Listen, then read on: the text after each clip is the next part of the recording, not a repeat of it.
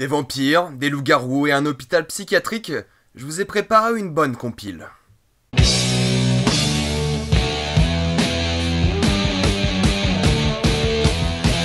A Cure for Life et Underworld Blood Wars. Comme d'habitude, vu que cette vidéo contient plusieurs critiques, vous pouvez cliquer dans la description pour aller directement à la critique de Underworld. Parce qu'on va commencer avec A Cure for Life. A Cure for Life est l'histoire du mec qui jouait dans Chronicle, qui doit maintenant chercher son ancien employeur dans un hôpital psychiatrique.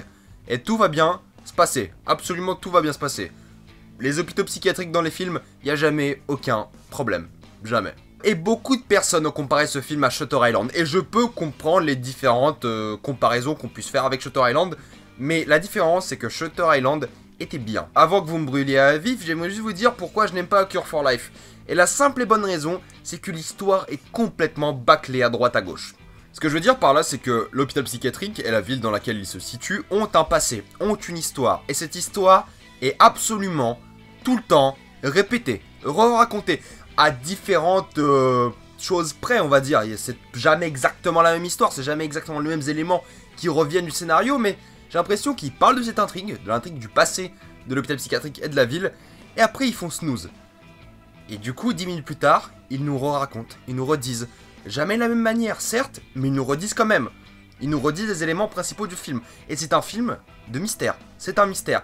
Et le problème, c'est qu'au bout de 20-25 minutes, j'ai deviné la fin du film. J'ai deviné la fin du film et grosso modo qui étaient les différents personnages et à quoi ils correspondaient. Chose que Shutter Island ne faisait pas. Parce que Shutter Island ne vous disait pas toutes les 10 minutes qui est qui, ce qui s'est passé là, comment ça s'est passé.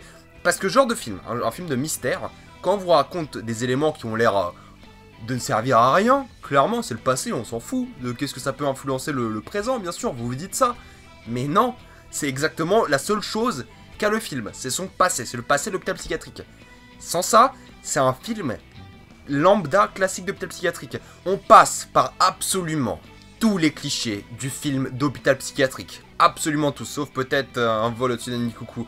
Mais si on regarde Shutter Island et A Cure for Life juste après, c'est limite du plagiat. Limite, tout bête, c'est que déjà c'est un château qui fait peur. De 2, il y a plein de vieilles à poil qui se baladent. De 3, il y a une petite fille qui chante une chanson complètement chelou et complètement malaisante et t'as pas envie d'être à côté d'elle. Il y a grosso modo toutes les différentes hallucinations. Il y a un paquet de trucs qui sont mes clichés et d'une banalité totale. C'est ça le problème du film, c'est que ça ne respire rien. Ça n'a pas d'âme, ça n'a pas d'identité.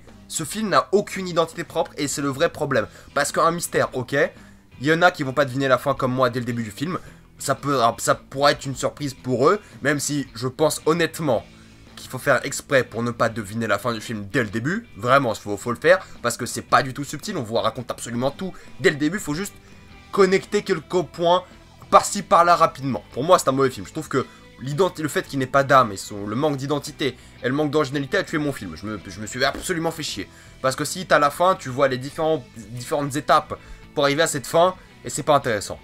Et en plus, ça dure 2h35, ou 20 ou 30, ou un truc comme ça. Autant que Silence de Martin Scorsese, et là je me suis pas fait chier. Par contre là, dans Cure for Life, je me suis fait chier, parce que l'histoire n'avance jamais. C'est un film qui est beaucoup trop long, et c'est un film qui est quand même bien réalisé. Vraiment, c'est un film qui est bien réalisé, les acteurs sont pas mauvais. Il y a une bonne mise en scène, il y a de bonnes idées, il y a de bons plans que j'ai trouvé vraiment intelligents. Il y a tout ça. Il y a vraiment... Les décors sont sympas, ça met bien l'ambiance, il y a des plans qui sont glauques, l'editing est pas mal. Vraiment, c'est un film qui est compétent. Mais le fait qu'il n'ait pas cette identité propre au film limite d'horreur, mystère, le fait qu'il n'ait pas cette identité, cette âme qui ressort du film, bah ça a tué le film. C'est que oui, ça peut être une sorte de divertissement sympa que vous allez voir à la télé. Mais si vous aimez ce genre de film, ça n'apporte rien de nouveau. Pour quelqu'un qui est fan de mystère, comme je le suis, il y a rien. Il y a absolument rien du tout. Et je ne peux pas recommander ce film aux gens qui aiment ce genre d'histoire, qui aiment les histoires d'hôpitaux psychiatriques un peu glauques. Parce que si vous aimez cette histoire, vous en avez vu avant. Et là, vous l'avez déjà vu ce film. Vous avez déjà vu ce film, un film qui est compétent, mais que vous avez déjà vu auparavant. Surtout dans Shutter Island, meilleur exemple. Je comprends la pile du film, je comprends pourquoi certaines personnes pourraient apprécier. Parce que c'est un film qui est, je vous l'ai dit plein de fois déjà, compétent, mais qui n'a rien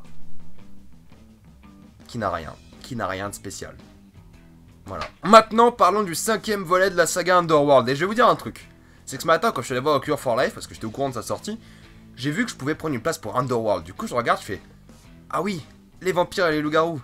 On est reparti. Underworld est une série de films qui est absolument sympa. Franchement, c'est pas Resident Evil qui est embarrassant et nul. Là, Underworld, c'est nul, mais c'est sympa. Ça se regarde, des fois c'est drôle, des fois c'est embarrassant. Mais j'ai une sorte d'affection assez sympa avec le film. Genre, si la série meurt, je m'en fous. Si la série continue, je m'en fous, j'irai les voir. C'est tout. Par contre, Underworld 5 est juste de loin le film le plus chiant de la saga. Un truc tout bête, dès le début, on voit que l'editing est foiré. Mais complètement foiré. Dès le début, on comprend rien. Dès le début, je vais faire une crise d'épilepsie. Voilà, premier truc. Et dès le début, il y a un flashback pour te rappeler ce qui s'est passé dans les 4 derniers films. Flashback, qui est le bienvenu parce que je m'en rappelais absolument pas. Mais ça tue un peu le film, quoi. C'est comme Resident Evil, tiens, un flashback. Ouais, enfin, je regarde un film, pas une série. J'ai pas besoin que, si je veux voir votre film, j'irai voir ceux d'avant. En plus, honnêtement, on n'a même pas besoin du flashback pour comprendre le film. Parce que le film n'a pas d'enjeu. Le film ne sait pas où il veut aller. Le film ne sait pas ce qu'il veut. Il y a plein d'intrigues partout. Jamais aucune n'est exploitée réellement. C'est juste afin d'avoir peut-être quelques fins ouvertes par-ci par-là. Parce que c'est clairement pas la fin de la franchise. Enfin, s'ils ont de l'argent, ce sera pas la fin de la franchise. Les flashbacks sont trop récurrents. Beaucoup trop récurrents. Et les acteurs, on a l'air d'en avoir rien à foutre. C'est un vrai problème. Les acteurs sont là, genre, je suis venu donner mes lignes, je vais manger un sandwich, et je suis reparti redonner des lignes, reparler avec un type, faire un peu de cascade, un peu, parce que, quatrième point, ou n'importe lequel, les cascades, et grosso modo, l'action est mauvaise. L'action est illisible. On comprend rien. La réalisation et la mise en scène sur cet aspect-là est désastreuse. On ne comprend rien. Moi, c'est absolument illisible la plupart du temps. Et je venais de voir John Wick, hier. Le premier John Wick. Et c'est un film où il y a une vraie fluidité, il y a des vraies chorégraphies, des vrais cascadeurs, parce que Keanu Reeves faisait ses propres cascades. Et c'est un travail qui se fait dessus, quand même ça prend du temps. Et là, quand t'as pas de temps, tu coupes, tu mets des cascadeurs, tu recoupes, tu mets l'acteur, tu coupes, tu mets le cascadeur.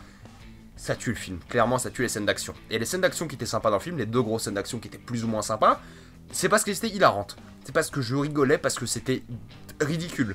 Et c'est la force du film. C'est que c'est vraiment ridicule et du coup c'est drôle. Mais d'un autre côté c'est ridicule mais il y a une réelle empathie qui se crée avec ces personnages mine de rien.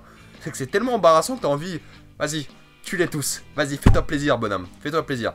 Moi j'ai touché mon micro. Mine de rien, c'est une saga de films qui est affreusement mauvaise, elle l'est. Mais au moins ils ont une vraie histoire derrière. Ils ont un vrai lore, ils ont une vraie société, ils ont des vrais événements, ils ont une vraie backstory. Tous ces personnages ont une backstory plus ou moins. Et au moins, eux, ils sont plus ou moins attachants. Bon, je vous avouerai que je m'en foutais si tout le monde mourait, mais dans l'idée, genre, j'avais envie qu'ils gagnent, ces vampires. J'avais envie, mine de rien. J'étais avec eux dans cette bataille. Le problème, c'est qu'il n'y a pas de bataille. C'est qu'il n'y en a pas assez, en tout cas. Et c'était la seule force du film. C'était de voir des trucs cool se passer à l'écran. Il y en a quelques-uns, il y a des temps forts dans le film. Mais au final, c'est un film qui est débile, qui est mauvais, mais qui peut être sympa pour les fans de la franchise. Et si vous avez rien à foutre, je conseillerais pas ce film, par contre. Parce qu'on s'ennuie, clairement on s'ennuie. Mais si vous êtes fan de la franchise, c'est un film absolument sympa. Et il n'y a pas d'autre mot, c'est que c'est... On s'en fout au pire, mais c'est sympa quand même pour ceux qui aiment la série, je pense. Qu'avez-vous pensé de A Cure for Life? Est-ce que vous pensez que c'est différent de Shutter Island? Est-ce que vous pensez que les comparaisons sont pas méritées? Quel est votre vrai avis? Vous pouvez spoiler en mettant un petit tag spoiler, bien évidemment, comme d'habitude. N'encourageons pas les gens à spoiler, gâcher le film des autres, ceux qui viennent lire les commentaires et participer au débat. Encore une fois, dites-moi ce que vous en avez pensé. Pareil pour Underworld. Est-ce que si vous êtes fan de la saga, vous avez apprécié ce film? Moi, je vous dis que je m'en foutais, j'ai juste regardé. C'était mauvais, mais ça se laissait regarder. Est-ce que vous trouvez que c'est un bien meilleur film? Est-ce qu'un bien mauvais film? Est-ce que vous êtes outré? Bref, mettez-moi ça dans les commentaires. Pareil, balise spoiler. Moi, je vous dis à la prochaine fois. Suivez-moi sur Twitter. Abonnez-vous à ma page Facebook, à ma page YouTube. Et je vous dis à la prochaine fois. Salut à tous.